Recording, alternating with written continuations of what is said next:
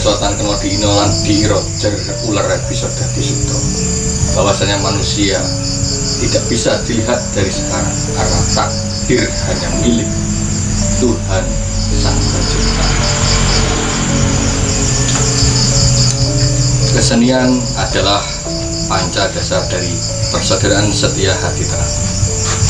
Seni dalam pencak silat adalah perpaduan antara gerak dan irama yang dimana akan menjadi sesuatu yang indah. Oleh sebab itu, kaidah dalam pencak silat, pola langkah, gerak yang begitu halus namun mematikan adalah ciri khas dari pencak silat persaudaraan setia hati teratai. Di dalam Esa Teratai tidak hanya diajarkan seni dalam bela diri, tapi juga diajarkan seni dalam bermasyarakat, seni dalam bersosial, seni dalam berbicara, dan seni dalam berorganisasi. Oleh sebab itu, kali ini kami bersama tim akan mewawancarai saudara kita yang bernama Kang Mas Mahfud Siddiq, yang dimana Kang Mas Mahfud adalah salah satu warga persaudaraan setia hati teratai yang ada di cabang Kota Blitar yang menguasai pencak silat khusus di dunia seni. Seni dan gerakan pencak silat adalah khas dari nenek moyang kita. Oleh sebab itu kita harus bangga dengan gerakan-gerakan pencak silat yang ada di organisasi kita ini. Jangan sampai budaya yang ada, warisan dari nenek moyang kita ini justru akan punah di negeri kita sendiri. Biarkan Jepang bangga dengan karate-nya, Korea bangga dengan taekwondo-nya, Brasil bangga dengan jujutsu-nya, tapi kita bangsa Indonesia harus bangga dengan pencak silat. Mari kita saksikan bersama Mas Mahfud Siddiq. Dulu Mas Apo pertama kali mengenal Esa Teratai itu sejak kapan? Pertama kali ikut itu pada saat tepatnya di tahun 2002, kalau nggak salah 2002. Pada saat itu saya masih duduk di bangku kelas 2 MTS atau setingkat SMP, dan kebetulan kegiatan pencak silat itu diadakan di madrasah tempat saya mengaji. Di tempat saya mengaji, terus di situ kalau dalam sekolah umum seperti SMP, seperti MTS itu seperti OSIS. Kalau di madrasah itu OSIM. OSIM. Nah, itu memberikan brosur, terus promosi ke kelas-kelas siapa yang mau mengikuti pencak silat. Karena pada saat zaman dulu pencak silat itu identik, atau keagamaan itu identik dengan pencak silat ataupun sebaliknya, seperti itu. Saya tertarik itu malah justru bukan karena latihan silatnya seperti apa itu enggak, tapi saya dulu tertarik ini hanya sebagai ketertarikan secara pribadi saya. Pribadi ya? Nah, pribadi itu saya tertarik kok ada anak-anak latihan silat tanpa ada pelindung itu dikontak, kok anaknya kuat. Nah, justru pada saat itu saya tertariknya di situ. Nah, kemudian karena saya latih di madrasah itu ada kegiatan latihan silat, saya ikut. Nah, ternyata itu satu organisasi, maksudnya itu organisasi yang pertama kali saya lihat. Kebetulan. Dan alhamdulillah ya kebetulan aja itu Esa Teratai itu. Terus mungkin ada kenangan-kenangan sih sama Leteng atau satu angkatan sih diinget dulu seperti apa? Kalau kenangan-kenangan ada masa latihan bersama saudara-saudara seangkatan itu banyak sebenarnya. Kalau diceritakan satu persatu ya mungkin kalau sekarang dibandingkan dengan sekarang itu nanti justru malah menakut-nakuti. Tapi paling tidak ini kan sebagai wawasan. Sebagai motivasi untuk adik-adik di zaman sekarang yang serba modern. Bisa dikatakan pada saat berangkat latihan terus pulangnya bisa sampai naik sepeda itu sudah alhamdulillah. Wah, seperti itu. Nah, karena kita terlambat, ketakutan itu menjadi double, berlipat ganda. Ketika latihan dimulai 7:30 kita terlambat paling tidak ya 1,5 jam atau 2 jam lah, bisa dikatakan seperti itu. Ketakutan itu menjadi double. Yang lain istirahat pada saat kita datang, yang lain istirahat.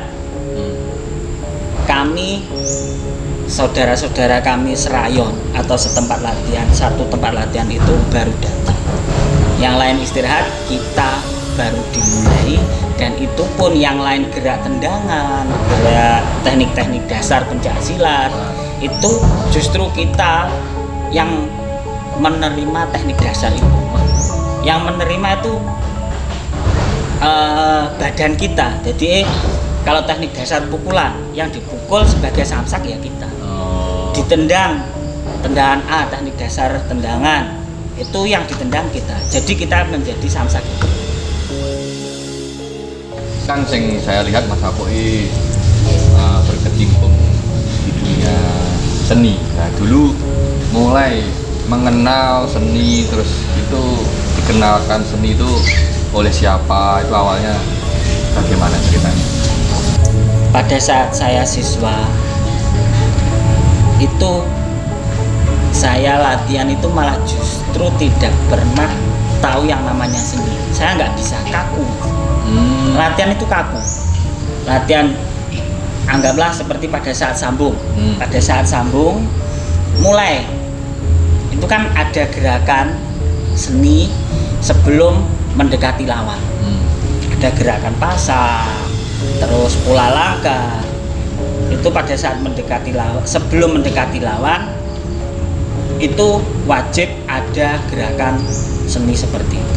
Saya mulai pada saat saya baru disahkan menjadi warga SH-Trate. Terus dan pada saat itu apa ya Mas ya, event-event itu banyak. Ketika event saya melihat, ketika ada pertandingan saya melihat itu ada seni tunggal wajib, terus ada lagi seni ganda. Kalau zaman dulu bergu saya masih asing. Nah, karena melihat itu kok asik, sebenarnya asik. Saya melihat itu asik, senang. Saya mulai latihan seni. Dan itu pun latihannya Yunun Sewu. Kalau sekarang kita akses internet bisa, dalam video YouTube bisa. Kalau dulu enggak, kita mencari contohnya seperti VCD. Kalau dulu masih VCD player gitu Mas. VCD Mas ya? VCD. Terus VCD-nya apa Mas? VCD-nya itu memang khusus pertandingan di event tersebut. Anggaplah kalau dulu kami masih ngeluruk sana sini Mas.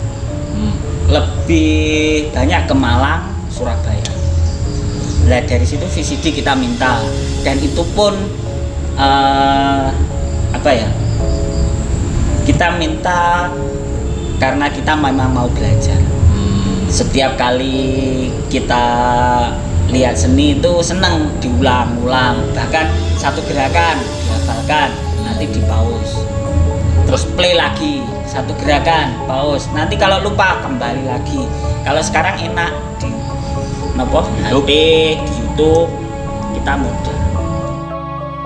Terus itu Mas, pertama kali sampean tampil seni itu di mana?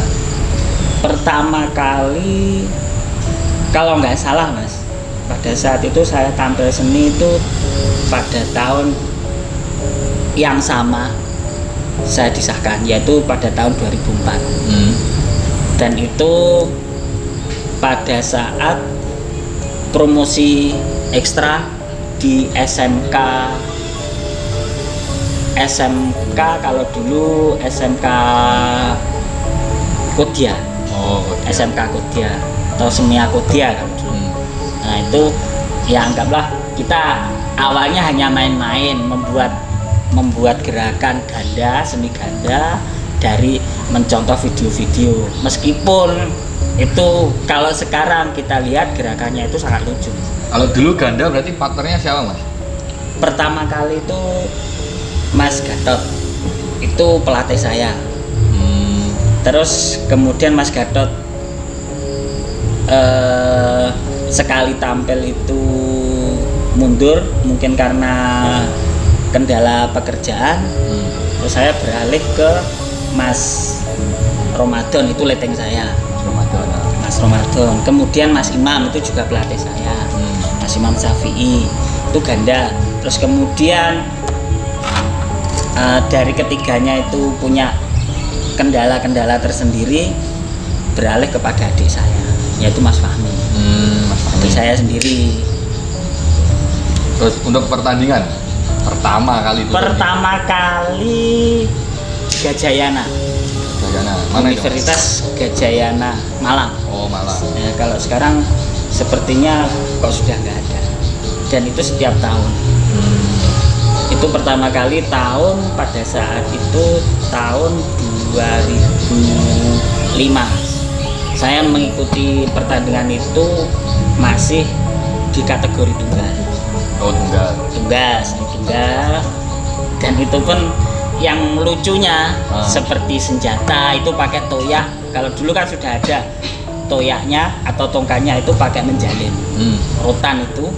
Nah, kami justru pakai tongkat kayu atau toyak, tongkat pramuka. Itu yang membuat kami lucu. Dan goloknya pun kita buat sendiri. Golok bikin sendiri Mas ya? Buat sendiri. Di rumahnya Pak Le. Itu kan kebetulan tukang las. Nah itu rumahnya Mas Fahmi itu. Nah, itu buat sendiri. Sampai sana ya kita buat di semi, di penampilan pertama itu kita masih memakai itu, pakai tongkat kayu, golok buatan sendiri. Bahkan untuk selembungnya pun kita pinjam di kesenian jarangan, jarik Mas, jarik terus pakai centing. Kita pinjam di tempat kesenian jaranan. Terus kalau sama Mas Fahmi itu pernah ganda di event mana Mas?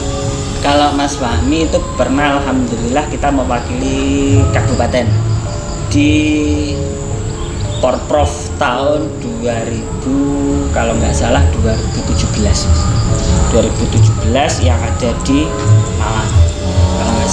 Kalau nggak salah saya lupa tahunnya, tapi kebetulan itu dari Blitar pertama kali menampilkan seni di tingkat Porprov atau tingkat provinsi, pertandingan resmi, event resmi yang diadakan oleh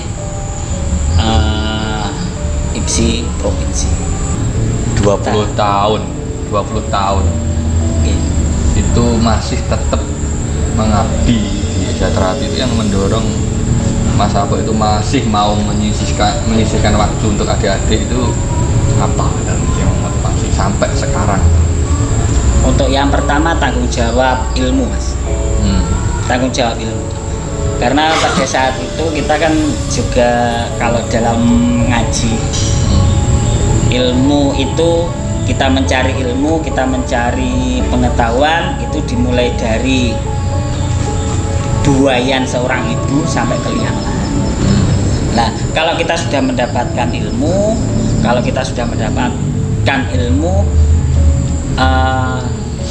pengamalannya ya melalui mengajar, mungkin pengalaman-pengalaman itu bisa kita tularkan.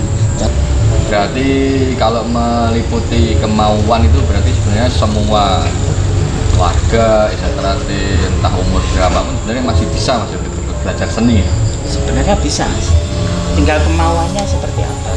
Nah, yang kalau kemauan itu juga dipengaruhi juga oleh beberapa faktor. Ada kemauan tapi karena gengsi. Karena belajar gengsi lagi, ya? untuk belajar atau malu belajar kepada yang lebih muda, yang lebih berpengalaman atau seperti apa. Nah itu nanti yang akan membatasi dirinya sendiri lah. Membatasi diri untuk lebih mampu atau meningkatkan kemampuannya. Ya itu kemauan kuat tapi dibatasi oleh gengsi. Nah, fenomena yang saya lihat sekarang itu ketika di lapangan itu dulur-dulur itu menurut saya pribadi, adik-adik itu kurang kayak seperti ketika sambung itu kurang memakai kaidah Pancasila, dan itu mulai pudar bisa dikatakan. Itu menurut Mas Apu itu harusnya seperti apa? Kebiasaan-kebiasaan yang seharusnya dulu kita pakai sekarang pun harus kita biasakan. Salah satunya seperti napa ingkang jenengan atur wau. Pada saat sambung itu ketika ada aba-aba persiapan pasang mulai, nah itu langsung bres tendangan pukulan dengan teknik-teknik yang mungkin kalau saya lihat itu teknik-tekniknya mungkin semakin berkembang. Tapi satu yang bagi saya itu kurang, itu adalah kaidah silatnya. Nah, ciri dari pencak silat itu sendiri itu ada unsur keindahan. Seperti pada yang tercantum pada pancak dasar PSHT itu salah satunya adalah kesenian. Nah itu Mas, kita melupakan itu. Nah ciri khas sebagai pencak silat budaya Nusantara. Jadi kalau bisa saya katakan seperti ini, kalau dalam bahasa Jawa nih, kaluhuring budaya hambangun kuncaraning bangsa. Kaluhuring budaya itu budaya yang diluhurkan, budaya yang dilestarikan. Nah, kelestarian pencak silat itu karena itu merupakan budaya asli dari nenek moyang Nusantara atau nenek moyang Indonesia ini, itu harus kita lestarikan. Salah satunya dari unsur keindahan pencak silat. Nah, itu yang membedakan kita dengan bela diri lain. Kaluhuring budaya hambangun kuncaraning bangsa. Ciri khas dalam negara yang maju, kemajuan bangsa, besarnya bangsa itu tergantung pada budaya dari masyarakat bangsa ini. Pesan-pesan untuk saudara-saudara yang muda itu seperti apa? Untuk yang pertama itu pesan kepada saudara-saudara kita yang lebih muda atau yang masih aktif di lapangan atau di tempat latihan, itu pesannya adalah satu, perdalam ajaran Desa Trate, itu yang pertama. Terus tanggung jawab atas ajaran itu sendiri. Kemudian cobalah dan berusahalah untuk meningkatkan kemampuan dalam melatih, meningkatkan kemampuan dalam wawasan, dan itu penting agar semakin kedepannya Desa Trate itu akan semakin maju. Jadi kalau bisa latihan itu malah justru membuat adik-adik kita itu semakin sehat, terus semakin rajin dalam belajar. Seperti itu. Jadi dorongan-dorongan atau dalam latihan itu kita memberikan motivasi-motivasi pengertian kepada adik-adik kita bagaimana latihan yang benar, bagaimana dalam keseharian itu mengaplikasikan ilmu yang didapat di dalam. Kalau harapan untuk cabang Blitar sendiri Mas seperti apa ke depan?